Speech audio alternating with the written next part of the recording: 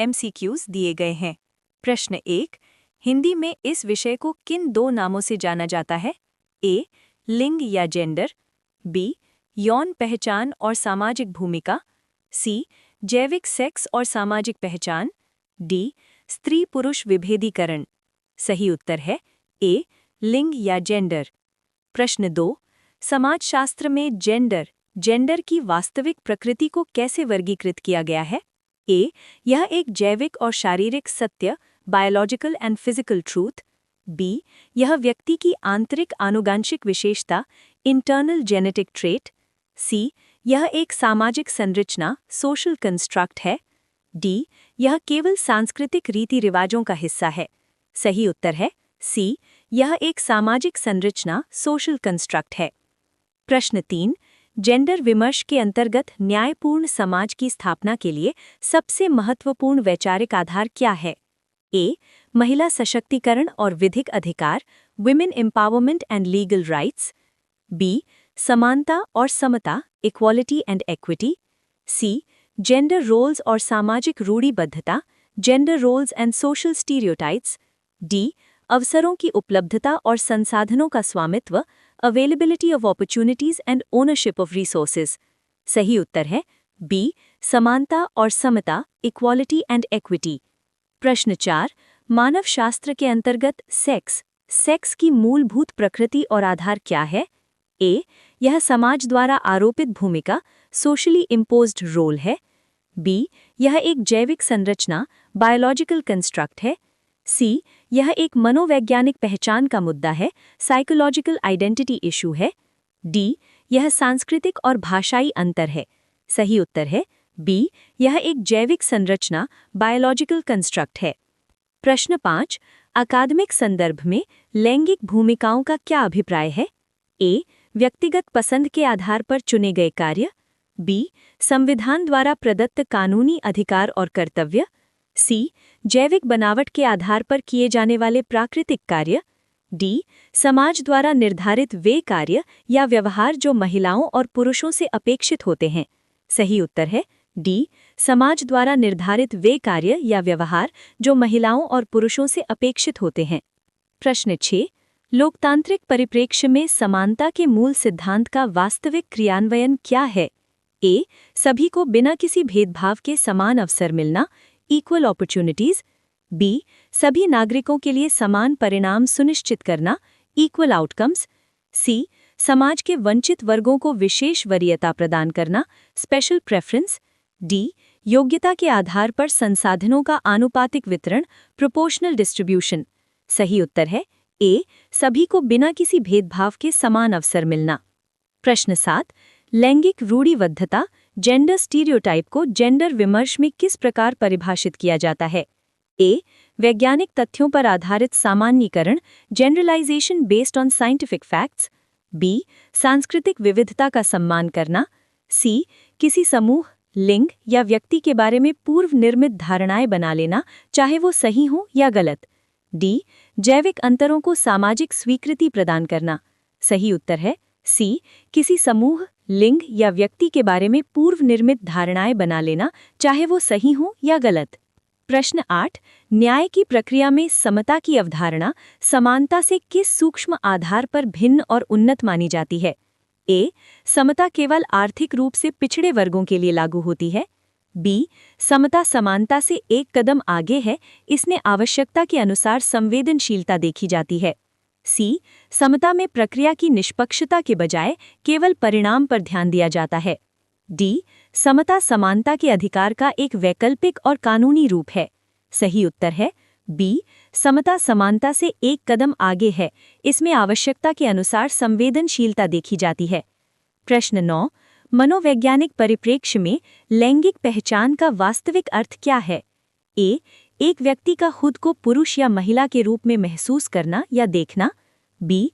समाज द्वारा प्रदान किया गया नाम और पद। सी. जन्म के समय निर्धारित जैविक लिंग। डी. कानूनी दस्तावेजों में दर्ज लैंगिक श्रेणी। सही उत्तर है ए. एक व्यक्ति का खुद को पुरुष या महिला के रूप में महसूस करना या देखना। प्रश्न 10। समाज का यह पूर्व निर्धारित नियम कि महिलाएं घर संभालें और पुरुष बाहर काम करें, जेंडर विमर्श के अनुसार किस आधार पर तय माना जाएगा? ए. सेक्स, जैविक क्षमताओं द्वारा। बी. आर्थिक लाभ और कार्यक्षमता द्वारा। सी. जेंडर, समाज द्वारा। डी. ऐतिहासिक विकासवाद द्वारा। सही उत्तर है सी. जेंडर, समाज द्वारा। प्रश्न 11. बाल विकास के सिद्धांतों के अनुसार बच्चों में लैंगिक स्थिरता की अवधारणा सामान्यतः किस आयु वर्ग में विकसित होती है? ए. जन्म से 2 वर्ष के बीच। बी. लगभग 4 वर्ष की उम्र में। सी. किशोरावस्था के प्रारंभ में। डी. 7 वर्ष की आयु के पश्चात। सही उत्तर है बी. लगभग 4 वर्ष की उम्र में। प्रश्न 12. यदि एक 6 फीट और 3 फीट के व्यक्ति को मैच देखने के लिए एक बराबर ऊंचाई का स्टूल दिया जाए तो यह क्रिया किस दार्शनिक अवधारणा का सटीक प्रतिनिधित्व करती है? ए. समता, इक्विटी। बी. समानता, इक्वालिटी।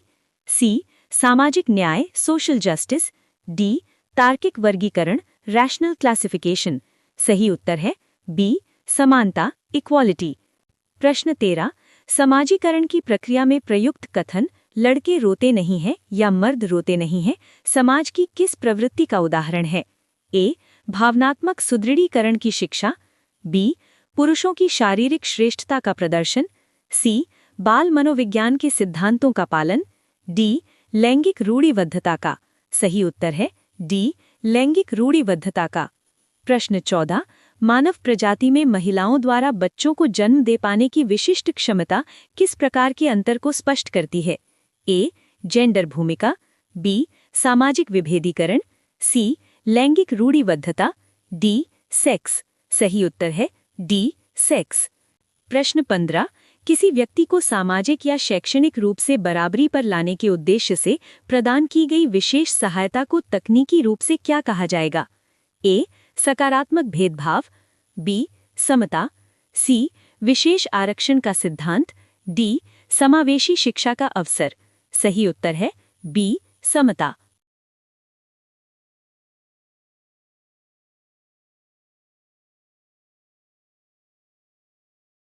बालक या बालिका के चलने, बैठने या बात करने के विशिष्ट ढंग का निर्धारण करना किसका अभिन्न हिस्सा माना जाता है? ए. शिष्टाचार और नैतिक शिक्षा, etiquette and moral education. B. लैंगिक भूमिकाओं, जेंडर रोल्स और बॉडी लैंग्वेज का। सी. आनुवंशिक व्यवहार और स्वभाव, genetic behaviour and temperament. D. व्यक्तिगत पहचान और अभिव्यक्ति की स्वतंत्रता। सही उत्तर है बी. लैंगिक भूमिकाओं, जेंडर रोल्स और बॉडी लैंग्वेज का। प्रश्न 17. समाज में व्याप्त भेदभाव, इनइक्वालिटी की सघनता को निर्धारित करने में जेंडर के साथ अन्य कौन से महत्वपूर्ण आधार समानांतर रूप से उत्तरदायी होते हैं? ए. केवल शैक्षणिक योग्यता और बुद्धि लब्धि, educational qualification and IQ। B. व्यक्तिगत रुचियां और मनोवैज्ञानिक अभिवृत्ति, personal interests and psychological attitude. C.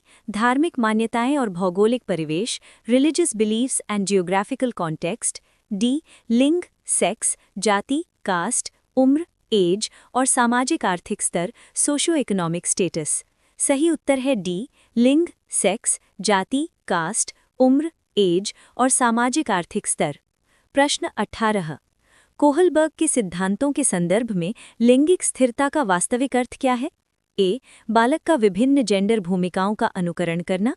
B. बच्चे को ये समझ आ जाना कि उसका जेंडर स्थिर है और कपड़े बदलने की तरह इसे नहीं बदला जा सकता। सी. विपरीत लिंग के प्रति आकर्षण महसूस करना। डी. सामाजिक नियमों के अनुसार जेंडर के आधार पर व्यवहार करना।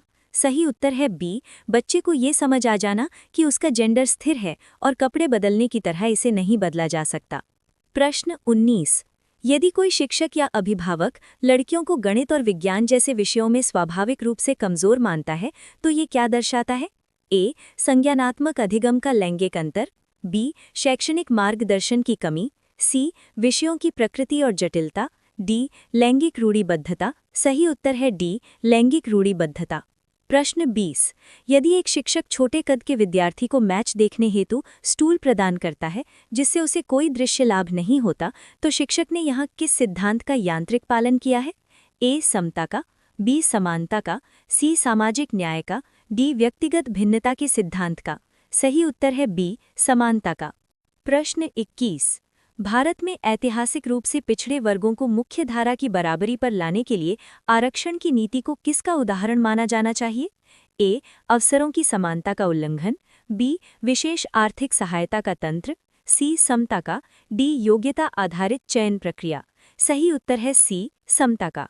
प्रश्न 22। शैक्षणिक पाठ्यपुस्तकों में लैंगिक रूढ़िबद्धता का सूक्ष्म चित्रण अक्सर किस दृश्य माध्यम से परिलक्षित होता है? ए. कठिन गणितीय अवधारणाओं के प्रस्तुतिकरण में, बी. अध्यायों के अंत में दिए गए अभ्यास प्रश्नों में, सी. माँ को किचन में और पिता को अखबार पढ़ते हुए दिखाकर, डी. महिला लेखिकाओं की अनुपस्थिति के माध्यम से। सही उत्तर है सी. माँ को किचन में और पिता को अखबार पढ़ते हुए दिखाकर। प्रश्न 23। लैंगिक विकास की प्रारंभिक अवस्था 4 वर्ष से पूर्व जेंडर के स्थायित्व को लेकर बच्चों की क्या सोच होती है?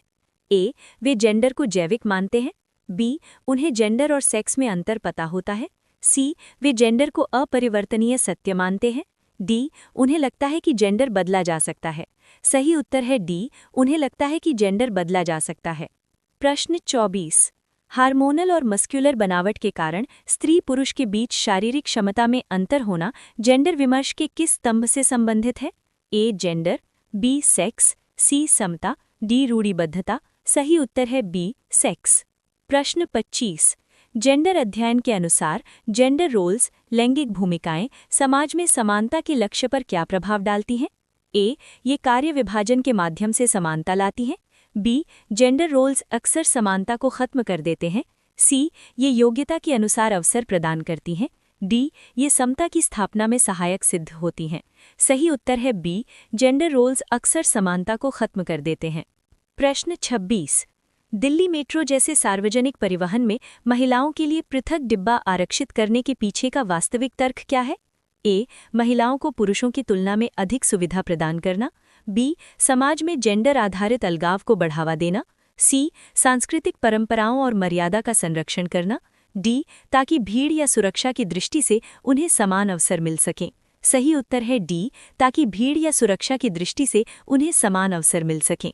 प्रश्न 27। वाहन चलाने के कौशल के संदर्भ में भारतीय समाज में प्रचलित सर्वाधिक रूढ़िबद्ध धारणा क्या है? ए. ये कि ड्राइविंग सिर्फ लड़के अच्छी कर सकते हैं, बी. ड्राइविंग केवल एक तकनीकी कौशल है, सी. महिलाएं सुरक्षित ड्राइविंग करती हैं, डी. यातायात नियमों का पालन जेंडर पर निर्भर करता है। सही उत्तर है ए. ये कि ड्राइविंग सिर्फ लड़के अच्छी कर सकते हैं। प्रश्न 28। समाजशास्त्र में प्रयुक्त वाक्यांश आवश्यकता के अनुसार संवेदनशीलता किस वैचारिक अवधारणा को स्पष्ट रूप से परिभाषित करता है? ए. औपचारिक समानता, बी. विधिक न्याय, सी. Gender neutrality, D. समता। सही उत्तर है डी. समता। प्रश्न 29। मीडिया और टेलीविजन विज्ञापनों में वॉशिंग पाउडर या घरेलू सफाई उत्पादों के साथ प्रायः किसे मुख्य पात्र के रूप में दिखाया जाता है? ए. प्रोफेशनल सफाई विशेषज्ञों को, बी. महिलाओं को, सी. घर के सभी सदस्यों को समान रूप से, डी. आधुनिक तकनीकी विशेषज्ञों को। सही उत्तर है बी. महिलाओं को। प्रश्न 30। संज्ञानात्मक विकास के किस पड़ाव पर बच्चे को ये पूर्ण बोध हो जाता है कि वो लड़का है या लड़की और ये पहचान अब भविष्य में अपरिवर्तनीय रहेगी? ए. 2 वर्ष की उम्र में, बी. 6 वर्ष की उम्र में, सी. 12 वर्ष की उम्र में, डी. 4 वर्ष की उम्र में। सही उत्तर है डी. 4 वर्ष की उम्र में। प्रश्न 31। परीक्षा के दौरान एक दृष्टिबाधित छात्र को सामान्य छात्रों के विपरीत लेखक या अतिरिक्त समय की सुविधा देना किस श्रेणी में आता है? ए. सहानुभूतिपूर्ण व्यवहार, बी. समता का, सी. समानता का, डी. विशेष शिक्षा के नियम। सही उत्तर है बी. समता का। प्रश्न 32। क्या लैंगिक रूढ़िबद्धता का अस्तित्व सदैव पूर्णतः नकारात्मक या तथ्यात्मक रूप से गलत ही होता है? ए. हाँ, क्योंकि ये हमेशा पूर्वाग्रहों पर आधारित होते हैं, बी. नहीं, समाज के सुचारू संचालन के लिए ये आवश्यक है, सी. सामग्री के अनुसार ये पूर्व निर्मित धारणाएं होती हैं, चाहे वो सही हों या गलत, डी. ये केवल काल्पनिक और निराधार विचार होते हैं। सही उत्तर है सी. सामग्री के अनुसार ये पूर्व निर्मित धारणाएं होती हैं, चाहे वो सही हों या गलत। प्रश्न 33। एडवेंचर स्पोर्ट्स, बाइक या भारी वाहनों के विज्ञापनों में केवल पुरुषों का चित्रण करना जेंडर विमर्श में किसका उदाहरण माना जाता है? ए. शारीरिक क्षमता के वास्तविक चित्रण का, बी. लैंगिक रूढ़िबद्धता के प्रसार का, सी. लक्षित बाजार के चयन का, डी साहस की वैश्विक परिभाषा का। सही उत्तर